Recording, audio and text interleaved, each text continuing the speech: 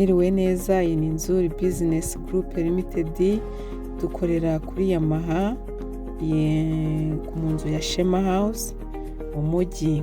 Murakoze. Ubu rero tukaba tubazaniye inzu nziza cyane, nziza imvuga nzimwongeroza. Uyu munsi ni inzu nziza pe. Ni inzu ifite ibyumba 5, inzu ifite salo 2 y'abakuru n'iy'abana, ni inzu ifite toilette 3, ni inzu ifite piscine hanze nziza, ifiteho kuri iyo piscine akaba ariho na comptoir yayo. Ni inzu ifite gym tonique mu nzu.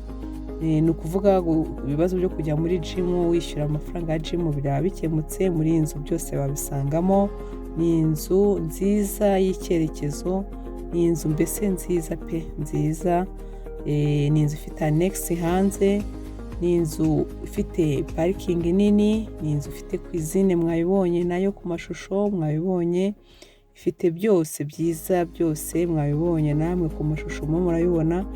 Inzu igezweho y'icyerekezo, ifite ibikinisho by'abana mwabibonye, ibyicungo by'abana murabibona.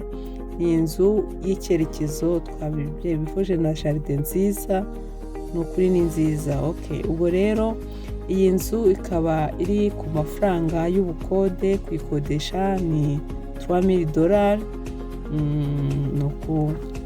Noneho kuyigura akaba ari 1,300,000.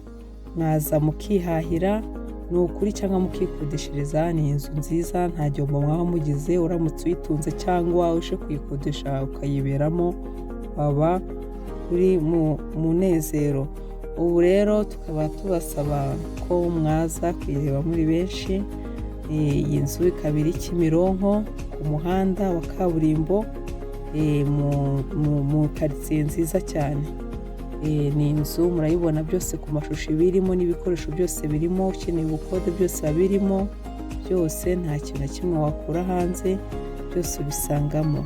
Karibu muri INZU Business Group Limited, tubahe byinshi byiza dufite. Murakoze cyane. Uyu mwaka dutangiranye n'ibishya byinshi, harimo n'ibi murabibona, n'ibindi byinshi duteganya kubagezaho murabibona, kandi muzanabibona. Murakoze. Twabasaba gukora subscribe ku batarayikora, kandi ku bayikoze twabasaba kuguma ku rushinge ntimurukureho, kuko nta gihombo mwagize guhitamo gukorana na INZU Business Group Limited. Murakoze. Waba wakunze rero iyi nzu cyangwa hari ibyo waba ufite ushaka kubaza INZU Business Group Limited, mwaduhamagara kuri iyi nomero kuri 0782 48 687 97 cyangwa se 0781 243 0123. Nimutugane mutubaze byinshi kandi turabasubiza. Murakoze.